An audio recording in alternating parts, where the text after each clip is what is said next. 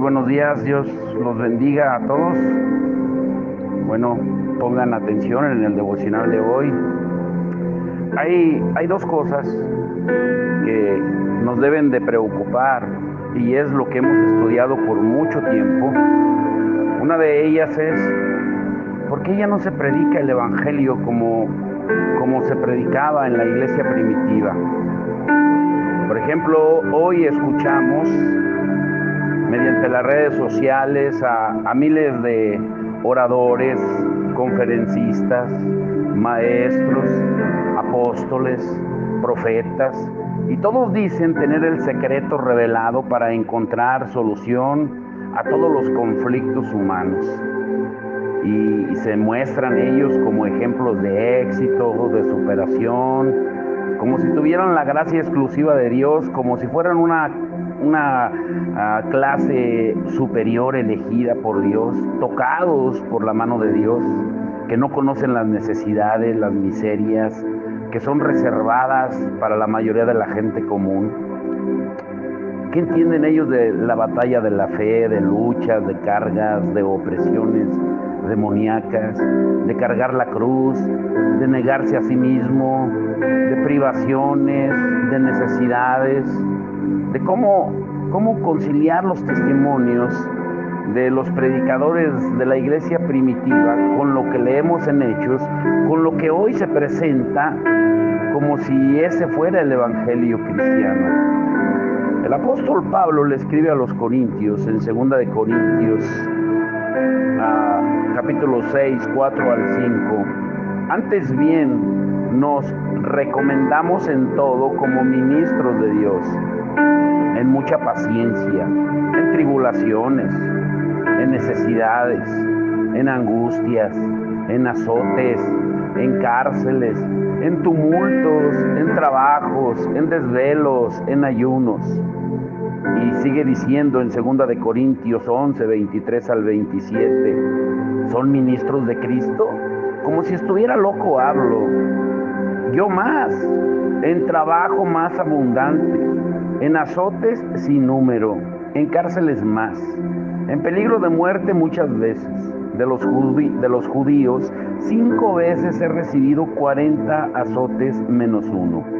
3 veces he sido azotado con varas, 1 vez apedreado, 3 veces he padecido naufragio, 1 noche y 1 día he estado como náufrago en alta mar, en caminos muchas veces, en peligro de ríos, peligro de ladrones, peligros de los de mi nación, peligros de los gentiles, peligros en la ciudad, peligros en el desierto, peligros en el mar, peligros entre falsos hermanos, en trabajos y fatiga, en muchos desvelos, en hambre y sed, en muchos ayunos, en frío y desnudez.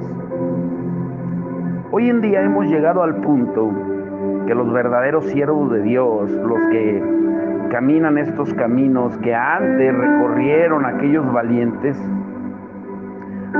no lo dicen porque si lo dicen serían descalificados de inmediato, catalogados de fracasados, de no bendecidos de Dios. ¿Cómo puede ser posible que un siervo de Dios pasando hambre y frío? ¿Cómo es posible que trabajando duramente para sustentarse, llevando el evangelio a todas las comunidades posibles? ¿Cómo es posible que camine o ande en un carro viejo? El mal llamado evangelio moderno mide con su propia vara el éxito, la bendición de Dios. Ninguno de los predicadores del primer siglo daría la medida hoy en día para el evangelio que se predica hoy.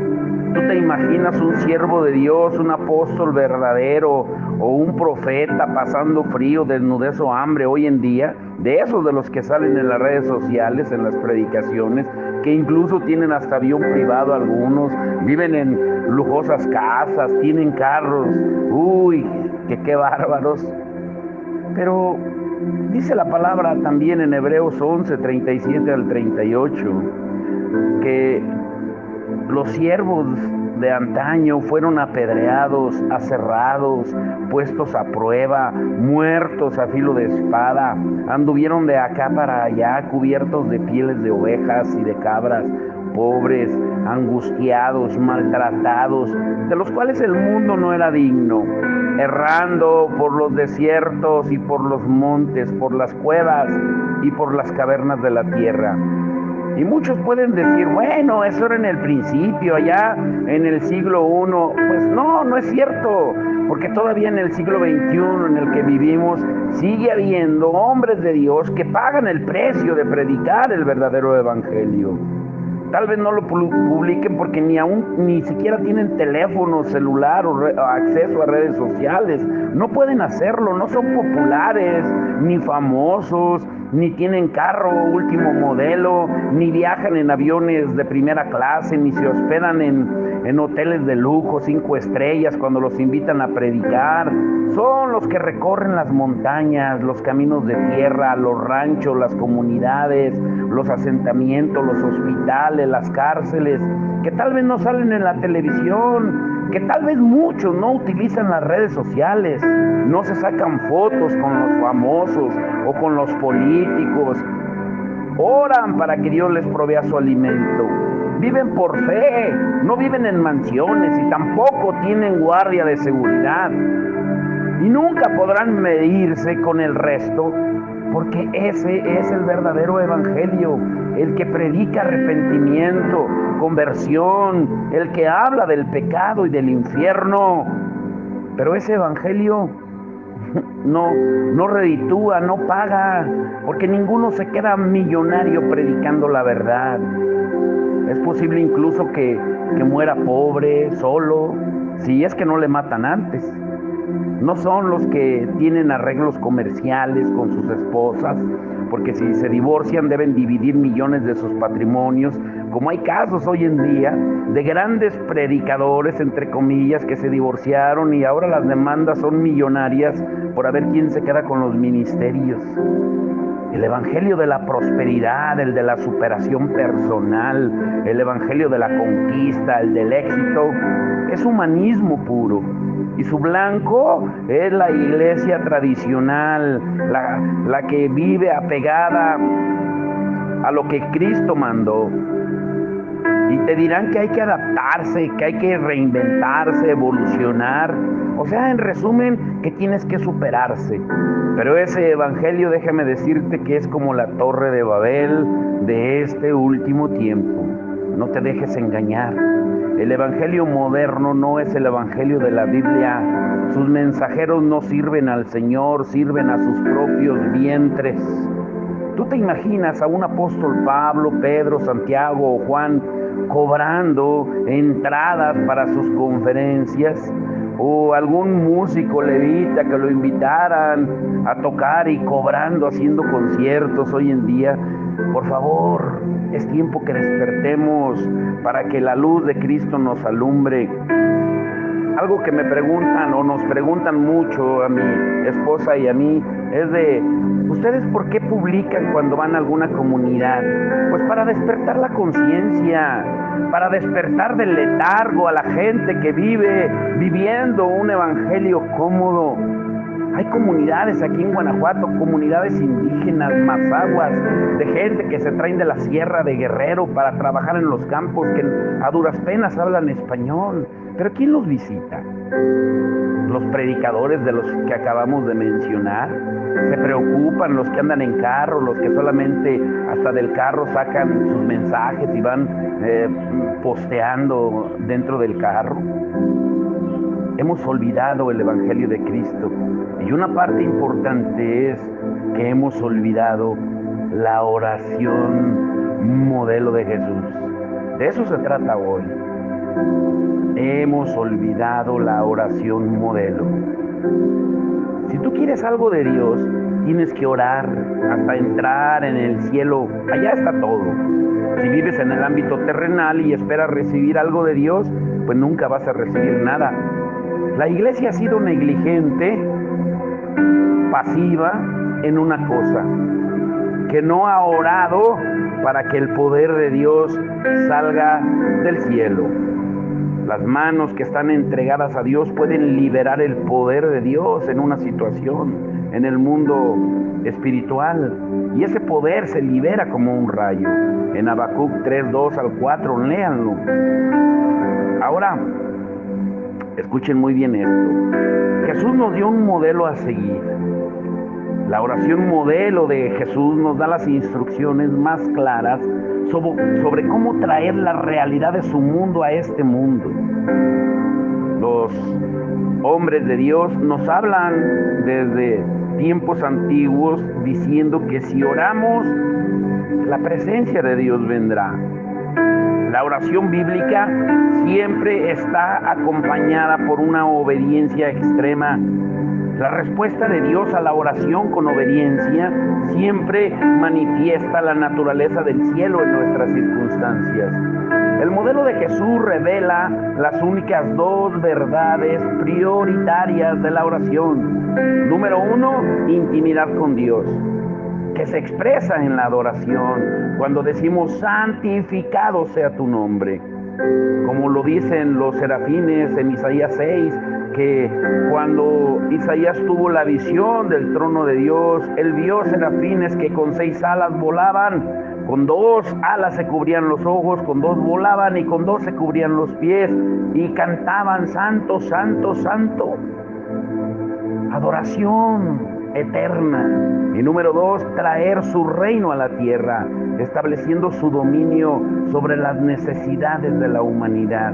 Venga tu reino. Ahora escuchen esto, mientras nos preparamos para estudiar la oración modelo que Jesús enseñó, quisiéramos destacar una idea más que nos ayudará a comprender mejor el propósito de la oración. Como discípulos somos ciudadanos del cielo, como embajadores también de otro mundo. Este mundo es el terreno que nos ha sido asignado. No es nuestro hogar. Nuestro propósito es eterno. Los recursos necesarios para completar la tarea son ilimitados. Las únicas limitaciones se encuentran en nuestra cabeza, en nuestra mente. Ahora examinemos la oración de Mateo 6, del 9 al 13, comenzando por lo primero. Padre nuestro que estás en el cielo, santificado sea tu nombre. Llamar a Dios Padre es darle un título de honor y pedirle una relación con Él. Lo único que necesitamos conocer para comenzar a ser verdaderos adoradores es lo que Él hizo para que pudiéramos llamarlo Padre. Esta es además una expresión de alabanza. En el libro de Apocalipsis, que en realidad se llama la revelación de Jesucristo, en Apocalipsis 1:1, no del anticristo, sino la revelación de Jesucristo, es claro que la alabanza y la adoración son las actividades fundamentales del cielo. Y así debe ser para los creyentes aquí en la tierra.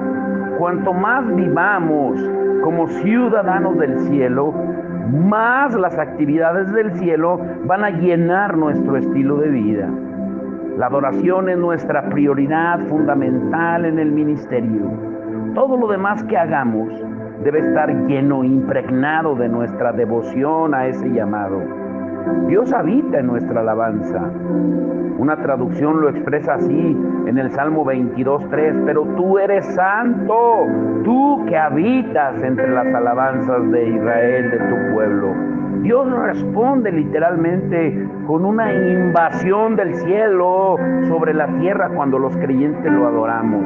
Imagínense cómo se llena ese lugar de la presencia de Dios cuando estamos adorando a Dios. La sanidad, la liberación, es lo habitual cuando está la presencia de Dios. Algunas veces esto sucede en medio de la adoración. A medida que la presencia de Dios se manifiesta sobre el pueblo que lo adora, y aún los inconversos llegan a tener un encuentro con Dios. Estábamos escuchando a unas personas de aquí del rancho que decían, ¿y cuándo van a tener servicios aquí? Porque cuando nosotros íbamos, cuando estábamos adorando, cantando todos juntos, sentíamos algo. Una ancianita incluso le dijo a Isabel que cuando entraba y estábamos cantando, que le daban tantas ganas de llorar y se ponía a llorar. Y ya cuando se iba a su casa, se iba como si le hubieran quitado una carga de encima. Pero esas cosas no deben sorprendernos, porque veamos cómo Dios responde a las alabanzas de su pueblo, según dice Isaías 42:13. El Señor marchará como guerrero, como hombre de guerra despertará su celo. Con gritos y alaridos se lanzará al combate y triunfará sobre sus enemigos. Venga tu reino, hágase tu voluntad en la tierra como en el cielo. Es el segundo punto. Este es el punto central de cualquier oración. O sea, si existe en el cielo, pues debe ser manifestado en la tierra. Es el cristiano que ora el que desata la expresión del cielo aquí. Cuando el creyente ora de acuerdo con la voluntad revelada de Dios, la fe es específica y tiene un objetivo concreto. La fe se aferra a esa realidad. La fe persistente no se suelta. Esta invasión hace que las circunstancias de ese ámbito se acomoden al cielo. Ahora, muchas veces debemos reconocer que todo lo que sucede aquí debe ser una sombra del cielo. Y a su vez, toda revelación que Dios nos da del cielo debe convertirse en un motivo específico de oración. ¿Cuánto del cielo tú deseas que se manifieste aquí en la tierra, en tu casa, en tu hogar, en tu trabajo? Pues nadie lo sabe con seguridad, pero sí sabemos por la historia de la iglesia que es más de lo que tenemos ahora, y sabemos por la Biblia que es aún más de lo que jamás ha entrado en nuestra mente, como dice Efesios 3:20 al 21, que los pensamientos de Dios son mayores a los nuestros, y también Primera de Corintios 2:9 al 10. Lean esas escrituras. La voluntad de Dios se ve en la presencia dominante de Dios, porque donde está el Espíritu del Señor, allá hay libertad. Pablo lo dice en 2 de Corintios 3:17. Y donde el Espíritu de Dios demuestra el señorío de Cristo, el resultado es libertad. Pero otra manera de decirlo es que donde el Rey de Reyes manifiesta su dominio, el fruto de ese dominio es libertad. Ese es el ámbito llamado el reino de Dios. Dios, en respuesta a nuestro clamor, trae su mundo al nuestro. Por el contrario, si algo no tiene libertad para existir en el cielo, pues debe ser atado aquí. Una vez más, por medio de la oración debemos ejercer la autoridad que nos ha sido dada. Jesús dijo en Mateo 16:19, te daré las llaves del reino de los cielos. Todo lo que ates en la tierra quedará atado en el cielo, y todo lo que desates en la tierra quedará desatado en el cielo. Esto quiere decir que solo podemos atar o desatar aquí lo que ya ha sido atado o desatado en el cielo. El cielo es nuestro modelo. Número 3, danos hoy nuestro pan de cada día. Quiero preguntarte algo. ¿Tú crees que en el cielo alguien puede morir de hambre? Claro que no. Entonces, esta petición es una aplicación práctica de cómo el dominio de Dios debe manifestarse en la tierra, una provisión abundante. Claro que ha habido muchos abusos en lo relativo al evangelio de la prosperidad, como hablábamos al principio, pero eso no es excusa para que abandonemos las promesas de Dios, de proveer en abundancia lo que necesitamos. Él dijo claramente, no se preocupen, ¿por qué se afanan por el día de mañana, por lo que van a vestir, lo que van a comer? Nada es más importante que el reino de Dios. Y en Mateo 6:33 dice, busquen primeramente el reino de Dios y su justicia, y todo lo demás les será añadido. ¿Qué es todo lo demás? Pues las necesidades diarias, nuestro pan diario. Ahora, Él se complace en hacerlo, dado que hay completa y perfecta provisión en el cielo. En el cielo los estantes no están vacíos. Lo mismo debe haber aquí en nuestros hogares.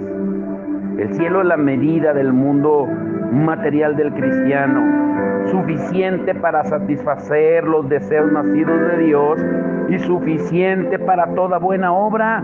Para eso Dios nos creó también. No nos salvó solamente para estar sentados.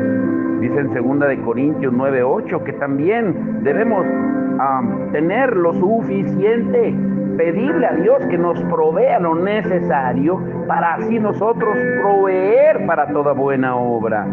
Nuestro fundamento legal para la provisión proviene del modelo celestial que nos fue dado en Cristo Jesús. Pablo dice a los filipenses en Filipenses 4:19, así que mi Dios les proveerá de todo lo que necesiten, conforme a las gloriosas riquezas que tiene en Cristo Jesús. ¿Conforme a qué? A las riquezas que Él tiene. ¿Cómo son esas riquezas? Gloriosas. Los recursos del cielo deben influir sobre nosotros aquí y ahora. Número 4, perdónanos nuestras deudas, como también nosotros hemos perdonado a nuestros deudores. Quiero preguntarte también esto. ¿Habrá algo que no se ha perdonado en el cielo? ¿O habrá algo no perdonado en el cielo? Pues claro que no. El cielo es el modelo para nuestras relaciones aquí en la tierra. Dice Efesios 4:23 y Efesios 5:1, más bien sean bondadosos y compasivos unos con otros y perdónense mutuamente, así como Dios los perdonó a ustedes en Cristo. Por lo tanto, imiten a Dios como hijos muy amados. Estos versículos dejan bien en claro que nuestro modelo es Jesucristo, aquel que ascendió a la diestra del Padre, aquel cuyo reino buscamos. Una vez más, esta oración ilustra una forma práctica de orar para que la realidad del cielo produzca efecto en la tierra. Número 5, no nos dejes caer en tentación, sino líbranos del mal. Escuchen esto con atención. No hay tentación ni pecado en el cielo, tampoco hay ninguna presencia del mal. Mantenernos separados del mal es una evidencia práctica de que estamos bajo el gobierno del Rey.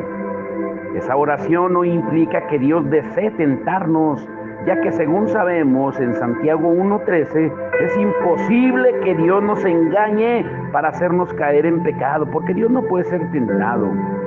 Esa clase de oración es importante porque requiere que reconozcamos que necesitamos la gracia. Nos ayuda a acomodar nuestro corazón al cielo, en absoluta dependencia de Dios. El reino de Dios nos da el modelo para los asuntos del corazón. Esa oración es en realidad un pedido para que Dios no nos lleve más allá de lo que nuestro carácter puede manejar. A veces nuestra unción, nuestros dones están preparados para una mayor responsabilidad, pero nuestro carácter no.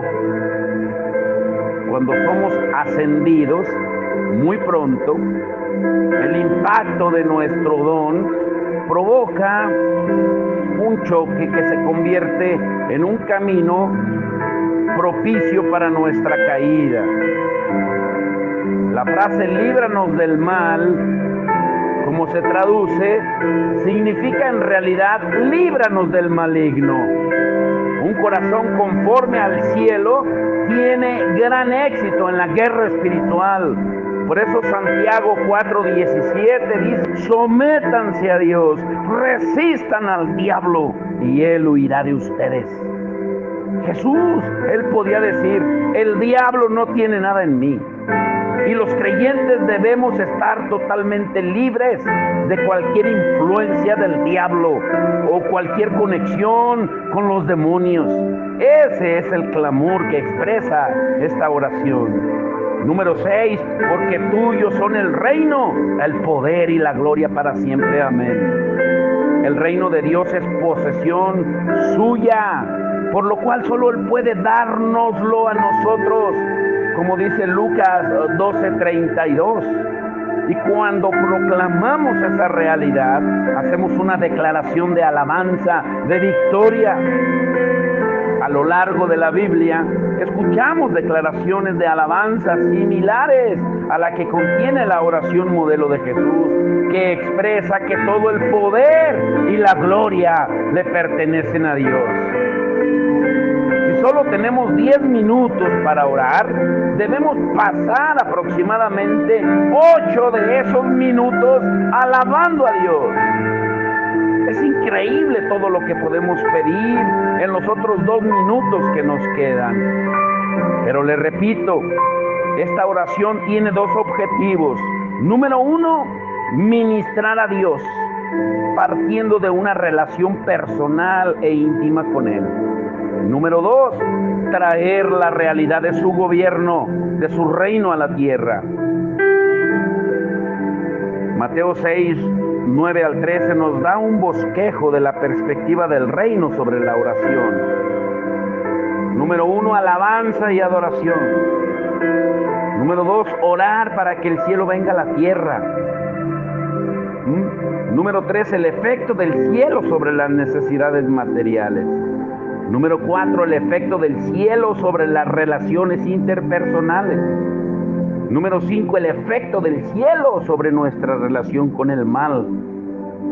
Y número 6, alabanza y adoración. O sea, termina con alabanza y adoración y comienza con alabanza y adoración. Por eso Jesús lo dijo claramente en Mateo 6:33. Busquen primeramente el reino de Dios y su justicia, y todas estas cosas les serán añadidas. Y claro que este versículo no está en la oración modelo que Jesús nos dio en los versículos 9 al 13, pero está en el contexto de su mensaje general sobre el reino en el Sermón del Monte. En él, Jesús establece la prioridad que resume todos los valores y los objetivos cristianos. Busquen primero su reino. Comprender esta oración nos ayuda a comprender la meta que Dios tiene para la oración, que el señorío de Jesús se vea en todas las circunstancias de la vida. Cuando el reino de Dios confronta el pecado, se otorga el perdón y la naturaleza que solo sabía pecar cambia. Cuando el gobierno de Dios colisiona, choca con la enfermedad, las personas son sanadas. Y cuando choca contra los endemoniados, son liberados. La naturaleza del mensaje del reino de Dios nos da salvación, le da salvación al hombre completamente, en el espíritu, en el alma y en el cuerpo. Ese es el evangelio de Cristo. Ahora escuchen esto, para ir concluyendo. Siempre me ha parecido que esa frase, y todas estas cosas le serán añadidas, significaba que si mis prioridades eran correctas, Él se iba a asegurar de que yo recibiera todo lo que necesitaba. Pero después de comprender mejor la oración modelo, ya no estoy seguro de que signifique eso. Él dice que si buscamos primero su reino, descubriremos que ese reino viene totalmente equipado. Trae con él la respuesta de Dios a todas nuestras necesidades, tanto materiales como relacionales, y ayuda para nuestra lucha contra el mal. Por ejemplo, supongamos que yo tengo un restaurante muy exitoso y usted desea comprarme la franquicia de ese restaurante. Bueno, al comprármela, va a invertir su dinero para conseguir el nombre del restaurante y todo lo que conlleva eso, los menús, los diseños únicos, el programa de administración, la calidad de entrenamiento para los trabajadores. O sea, usted deberá seguir una serie de pautas preestablecidas en el restaurante original. Deberá pintar el nuevo restaurante con los mismos colores, amueblarlo de la misma manera, usar el mismo diseño en los menús, el manual de políticas para empleados y administradores sería copiado del original. Básicamente, yo impondría el restaurante original en cada lugar donde se estableciera una franquicia, de modo que todas fueran iguales. Y eso lo vemos en los McDonald's, en los Burger King, en los KFC, en todo el mundo. Cuando oramos para que venga el reino de Dios, pues estamos pidiendo que Él imponga sus reglas, su orden y los beneficios de su mundo sobre hasta que este mundo sea igual al suyo. Eso es lo que sucede cuando los enfermos son sanados, cuando se ora por ellos, o los endemoniados son liberados, cuando se reprende a los demonios, cuando se echan fuera. Su mundo colisiona, choca con este mundo de tinieblas, y el mundo de Dios siempre va a ganar. Nuestra batalla es siempre una batalla por el dominio. Es un conflicto de poderes. Pero nunca debes olvidar que fuimos creados para tener intimidad con Dios. Y de esa intimidad surge nuestra comisión para gobernar. Tengamos en cuenta que Dios considera el gobierno de manera diferente que nosotros. Nosotros gobernamos por medio del servicio, y muchos han cometido el error de pensar que los cristianos deben ser los líderes de todas las empresas, los gobiernos y los departamentos. Y por muy bueno que esto nos parezca, en realidad es una consecuencia de la verdadera meta, la semejanza a Cristo, la excelencia con humildad. Esa es la verdadera meta. El Señor es quien nos asciende. Si pasáramos más tiempo adecuando nuestro corazón al reino de Dios, tendríamos a más personas en lugares privilegiados. La oración es la actividad más sencilla que puede realizar el creyente, de hijo a padre, de amado a amado. Es una conversación, una plática, a veces con palabras, a veces sin palabras. La oración es también una de las actividades más complicadas. No hay fórmulas para esta relación del reino. El honor que tenemos al poder orar supera cualquier posibilidad de comprensión. Somos sus representantes en la tierra, embajadores de su mundo. Nuestros clamores todos tocan su corazón. La intimidad es el propósito principal de la oración, y es por medio de la relación que Dios nos confía los secretos de su corazón para que los expresemos en oración. Eso es lo que hizo con Simeón y Ana cuando los motivó a orar por la venida del Mesías, mucho antes que él naciera, en Lucas 2, 25 al 38. Aún el regreso del Señor será precedido por la declaración de la esposa de nosotros, la iglesia. Por eso dice Apocalipsis 22, 17, el Espíritu y la novia dicen, ven. Si estas cosas fueran a suceder de todos modos, pues ¿cuál sería entonces el propósito de la oración? Dios aparentemente ha decidido imponerse a sí mismo una restricción. ¿Cuál es? De actuar en los asuntos de los hombres en respuesta a la oración. Dios ha decidido trabajar por medio de nosotros. Somos su autoridad delegada en el planeta Tierra. Y la oración es el vehículo que utiliza para invadirlo. Quienes no oran permiten que las tinieblas continúen gobernando. El enemigo dedica sus mayores esfuerzos a engañar a la iglesia con respecto al propósito y los efectos de la oración. Nunca olvides que somos representantes de otro mundo. Filipenses 3:20 dice que nosotros somos ciudadanos del cielo, de donde anhelamos recibir al Salvador, al Señor Jesucristo. Pablo escribió estas palabras a la iglesia de Filipos, una ciudad romana en Macedonia, y esa ciudad tenía una cultura romana y el gobierno y la protección del gobierno romano, al tiempo que estaba situada en Macedonia. Los filipenses entendían bien la expresión de Pablo sobre ser ciudadanos de otro mundo. Pablo no hablaba de ir al cielo algún día, sino de vivir como ciudadanos del cielo hoy mismo, específicamente del cielo a la tierra, no esperar a que mueras. Tenemos el privilegio de representar al cielo en este mundo para poder traer la manifestación del cielo a este mundo. Como embajadores que somos, vivimos en un mundo representando a otro mundo. Una embajada es la sede de un embajador y su personal, de hecho, es considerada una parte de la nación que representa. Pues lo mismo sucede con el creyente que es embajador.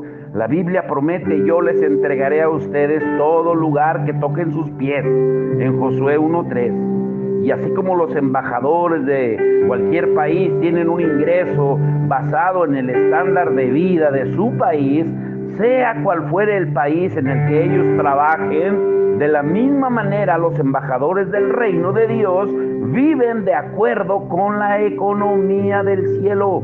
Aunque estén en la tierra, todos los recursos de nuestro Rey están a nuestra disposición para que cumplamos su voluntad. Por eso es que Jesús podía hablar de una vida sin preocupaciones. Y Él decía en Mateo 6:26, fíjense en las aves del cielo. O sea, somos embajadores. Los militares del reino al que represento están a nuestra disposición para ayudarnos a cumplir las órdenes del rey. Si siendo un representante de mi nación, mi vida se ve amenazada, pues los ejércitos de mi gobierno están preparados para hacer lo que sea necesario para protegerme y liberarme, hablando terrenalmente. Pero lo mismo sucede con las huestes angelicales, con los ángeles, quienes ayudan a aquellos que vamos a heredar la salvación. Es lo que dice Hebreos 1:14, que los ángeles son espíritus ministradores al servicio de los santos. Ahora escuchen esto. Ay, Señor, una de las mejores formas de perder los deseos de orar, de no tener ganas de orar, es observar a los que no lo hacen. Muchos que se dicen intercesores viven en depresión. No quiero minimizar el efecto genuino de la carga del Señor que cae sobre aquellos que oran, o cuando oramos eficazmente, porque es real y necesario. Pero muchos que dicen ser intercesores, pero no han aprendido a soltar las cosas en oración y promueven un estilo de vida inestable. He conocido tanta gente que dice, yo oro, a mí me gusta orar, y de repente lo ves hoy volando en el tercer cielo y al rato lo ves arrastrándose en la tierra. La carga, claro que sí es del Señor, siempre tiene un propósito. Y yo confieso que yo mismo he aprendido eso a golpes. Hoy ha sido uno de esos días. Desde la mañana que fuimos a con el mecánico, híjole, de repente sentí que se posó sobre mí una nube negra desde que estábamos allá y, y todo el día la traje, todo el día. Por eso nuestra oración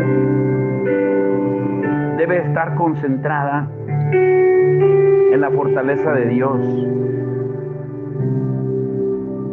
Dios honra el sacrificio que hacemos, pero nuestras victorias personales muchas veces no coinciden con los prolongados tiempos de oración. Por el contrario, parecen estar más vinculados a mis actos de fe, debido a que mientras continúe concentrándome en mí mismo, va a haber pocas victorias que van a poder relacionarse directamente con mis oraciones. Orar intensamente no siempre es señal de una verdadera intercesión. Muchos no saben distinguir entre la carga de su propia incredulidad y la carga que nos pone el Señor para orar por los demás. Yo oro hasta que llegue a un punto de fe para esa situación en particular. Y cuando esto sucede, cambia mi perspectiva sobre el problema y comienzo a verlo desde el punto de vista del cielo. Y cambia mi rol. Y en lugar de pedirle a Dios que solucione mis circunstancias, pues yo le pido a Dios que Él mueva los montes en su nombre. Y es a partir de ese punto de fe o de descanso, de reposo, que descubro mi rol como orador. Un salmo que puede resumir todo esto que les acabo de decir, que tal vez algunos no entendieron, es el Salmo 46:10. Estar quietos y conocer que yo soy Dios. Por eso quiero decirte hoy, ora hasta que se produzca una ruptura. Ejerce la autoridad que te ha sido dada para ejecutar la voluntad de Dios en las circunstancias que te están rodeando. Jesús en una ocasión estaba durmiendo en medio de una tormenta mortal y los discípulos iban con él en la barca. Jesús iba durmiendo y los discípulos lo despertaron porque tenían miedo a morir.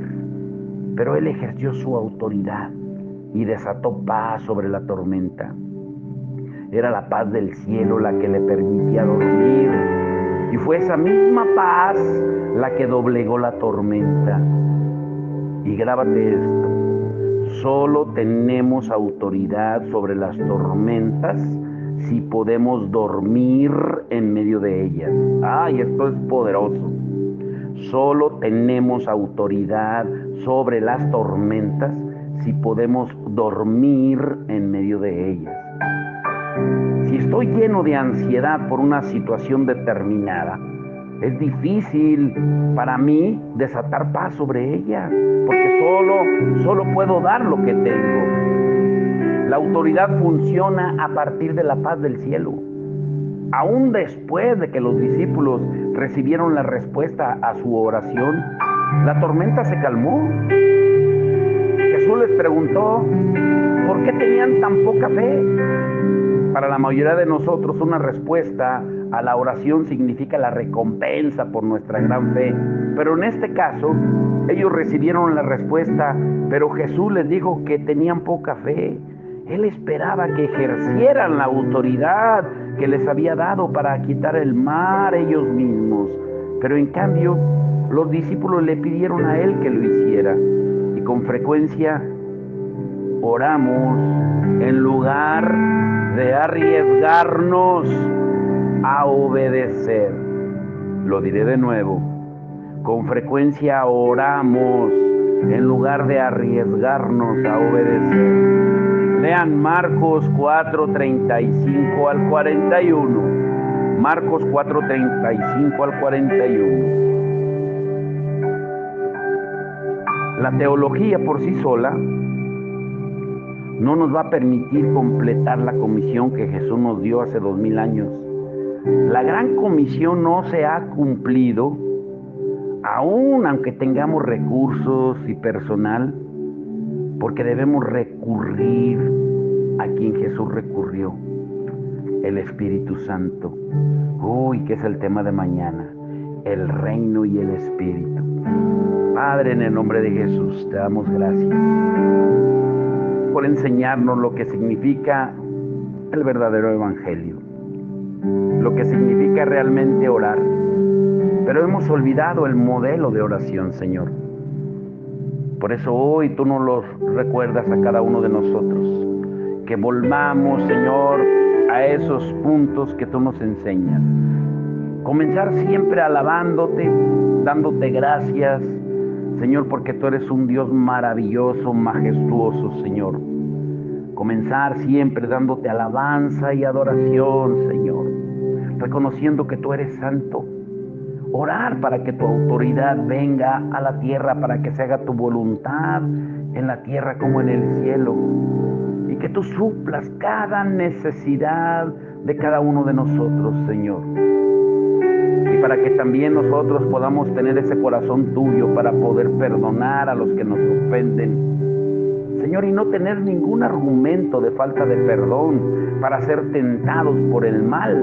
Por eso tú nos pides que pidamos perdón y que perdonemos antes de que el mal nos tiente.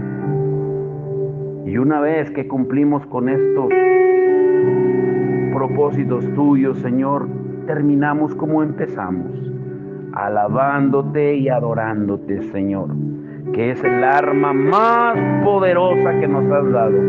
La alabanza es guerra, la adoración es rendición y reconocimiento al que venció. La alabanza es declaración de victoria, la adoración es la coronación de aquel que nos dio la victoria. Señor, danos revelación a cada uno de nosotros. Señor, yo te pido que toque los corazones, Señor, para poder seguir llevando tu palabra a las comunidades, Señor. Hay tanta necesidad, tanta necesidad. Mirar los pies descalzos de los niños, mirar, Señor, los pobres niños, Señor, ahora que ya empezó a llover. Mirarlos cómo están. La gente indígena que a duras penas habla español, Señor. Mirar, Señor, cada necesidad alrededor nuestro. Nos debe tocar, sensibilizar el espíritu. Tu palabra dice que tú, cuando veías las multitudes, tenías compasión por ellas. La compasión es del espíritu, la lástima es del alma. Porque hoy tenemos y mañana ya no tenemos. Hoy sentimos lástima y mañana ya no hacemos nada. Hoy prometemos hacer algo y mañana se nos olvida. Pero la compasión es del espíritu, es profunda, porque es guiada por el espíritu. Y tú pones el querer como el hacer por tu buena voluntad. Señor, es tiempo que regresemos al modelo de oración que tú nos enseñaste, el cual es el único modelo que debemos de seguir. Y tú nos lo enseñaste claramente, porque solamente una cosa tú le enseñaste a los discípulos, y fue a orar, para que el reino tuyo, Señor, el reino del cielo, invada la tierra. Te damos la gloria y la honra, Señor, en el nombre de Jesús. Amén y amén.